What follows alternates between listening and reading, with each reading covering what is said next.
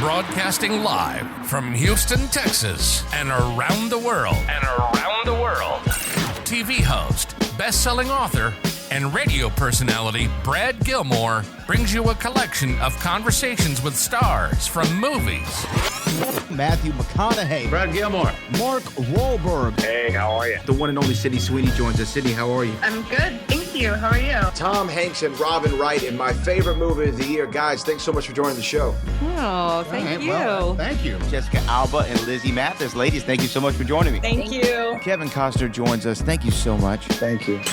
Television. Jimmy Fallon joins us this morning. Jimmy, how you doing, my friend? Good morning. Thank you so much, Brad, for having me. I appreciate this, bud. One of my all-time favorites, Vince Vaughn, joins us right now. Vince, thanks, man. Oh, great to be with you, Brad, and great to be talking to Houston. Good morning to you. We got Owen Wilson. We got Judy Greer. Thanks for joining the show, guys. Thank you.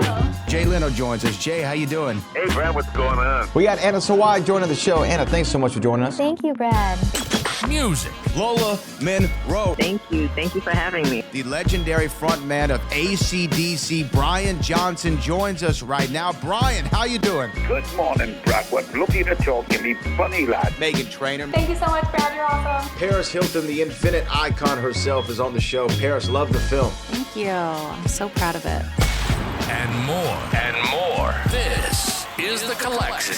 Now your host, The Boat.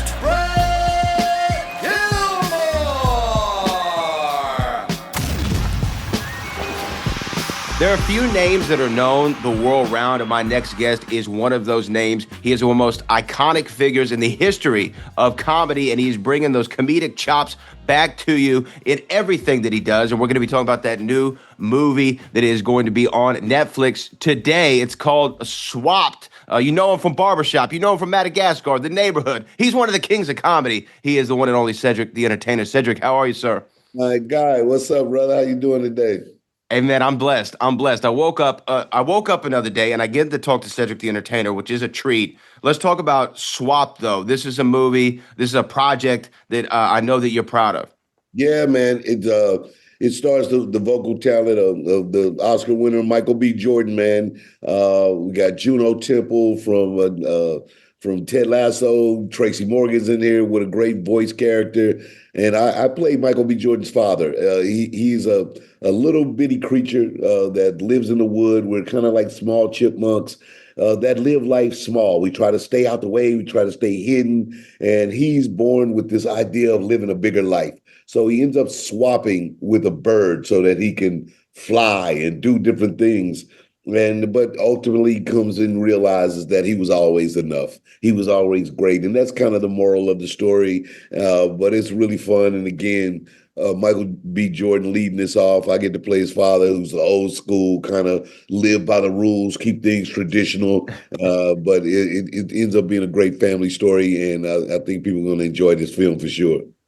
You know, it's such an important message, though, because I think that's something that we battle with, like, for our entire lives. It's feeling like, hey, we're cool just who we are. We're enough as we are. You know, God made us in his vision with his purpose. You are worthy just because you are. But that's something that takes some people a long time sometimes to figure out. Yeah, and it is this idea, sometimes, I was raised in a little small town in Missouri, and I think that idea sometimes that you want to go and live bigger and be in a bigger place and have those desires, but then ultimately your small town, rules and, traditions and behaviors lead you through life. And that's the kind of thing, you can aspire to be big, but if you kind of got value and those core things in you that's raised to say, this is who you are. When you find that, they can take you anywhere in the world. And so, I love the moral of this story in the sense that, you can desire to be bigger, greater, and at the same time doesn't mean you have to sacrifice your soul to do it. Yeah, absolutely. And you know what? Like, to me, who better of an embodiment of that than Cedric the Entertainer, right? I mean, you've been able to accomplish so much coming from that small town.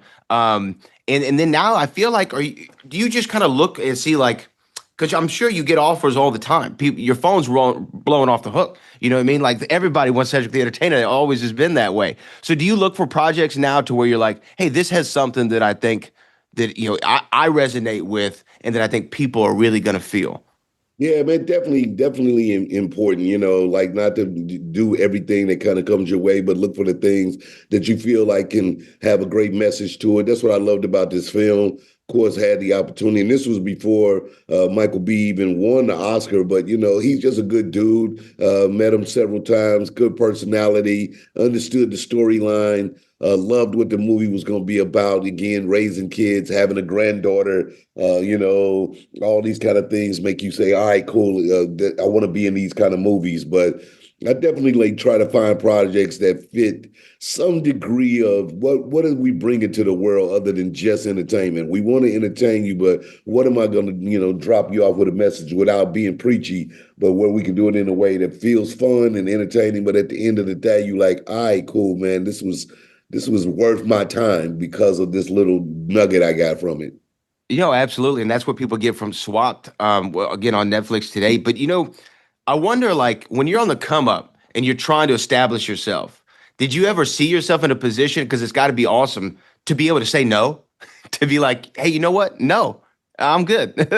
You know what? This is kind of interesting. That's a very good question because people, always think that. But, I started out, I was in corporate America first. I was working at State Farm. So I kind of built up where I saved money. I kind of I came into stand up a little bit more prepared than people. So I was able to say no a couple of times because it just didn't meet my needs. Right. And so, but I think that really helped as I got to Hollywood, because in Hollywood, you kind of do feel if you say no, that may be the only chance that you get to do something. But there are roles and things that you go, they just not right for me. I'm a pass on that one, right? And so, and you make another choice. And so I feel blessed that I've been able to do that pretty early on in my career, man.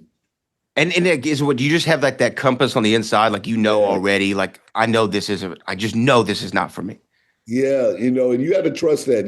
People always say kind of trust your intuition and your first voice and your first mind and all those kind of things.